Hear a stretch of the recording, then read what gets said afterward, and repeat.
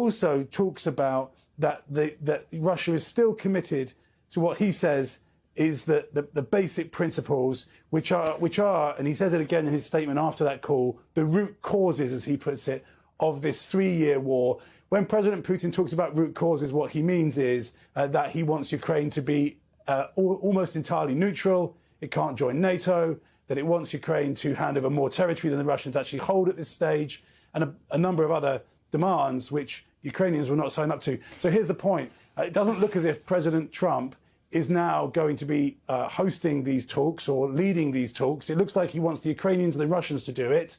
And already the leader of Russia, President Putin, is making clear that he is going to stick to his demands. Yeah, Julie, am I wrong?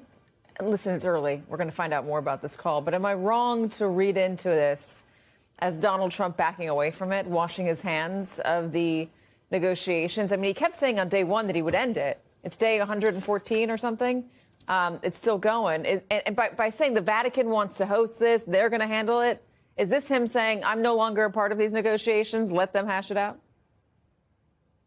Yeah, it seems while trying to save face, right? So he's kind of acknowledging that these are going to be negotiations about negotiations about negotiations, and everyone else is best positioned to do this other than me, and so let them have at it.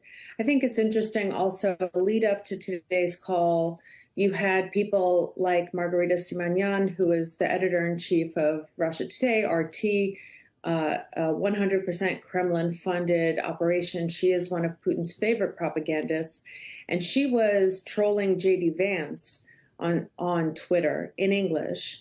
That video that you saw from Air Force Two, where he's saying there's all this trade that could happen, and we want to know if Vladimir Putin is serious, and that's what Donald Trump is going to say to him. You know, are you serious about these negotiations? And she basically said, you know, JD, we thought you were a serious person. How can you not?